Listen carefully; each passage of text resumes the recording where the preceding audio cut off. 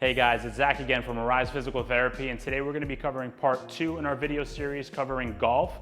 These exercises are going to be geared towards strengthening the rotational movement. Now, as a longtime athlete and then falling away from athletics, got into the world of strength training, barbell training, just in one plane of motion. And what I noticed over time is that axial load on my spine as I'm progressing and I'm overloading the exercises while I was getting stronger, producing more power, I noticed some things going on in my lower back, shoulder, knee, etc. So these exercises are going to give a nice blend. You're still going to be trying to increase strength, except they're going to be more focused toward rotational patterns.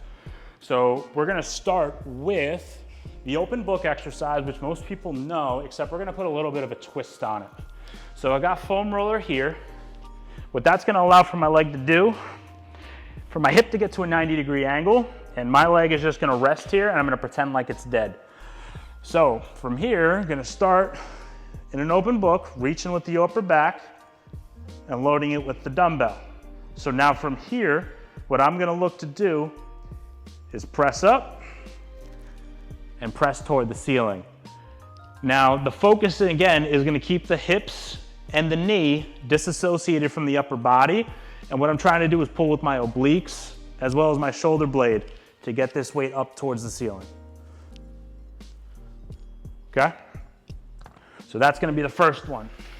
Second one, we're gonna be looking at the Pallof press, another popular movement for anti-rotation, but we're gonna take that a step further too, and we're gonna add a dynamic component to it. So standard Pallof press looks something like this. You press out, good. Golf is a dynamic game just as much as it is a stationary game. We go from stationary to movement very rapidly. So we want to reverse the pattern. We're going to be stable in the upper body, and now we're going to move the lower body around the stable core and torso.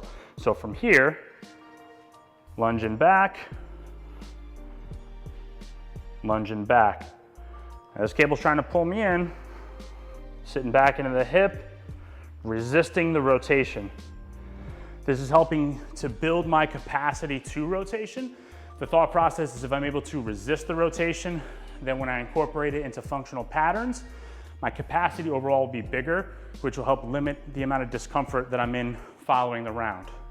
Lastly, this is gonna be more so geared towards strictly like power, strength, getting the hips firing, and allowing for some multi-planar movement.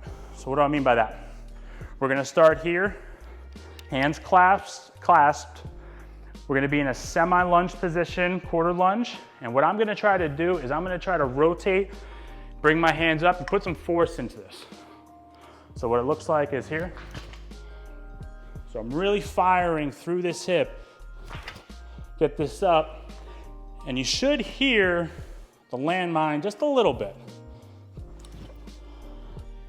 Now you would obviously do both sides, and the weight, again, is not the importance here. It's being able to generate power, resetting each time, and being purposeful with the movements. Thank you guys.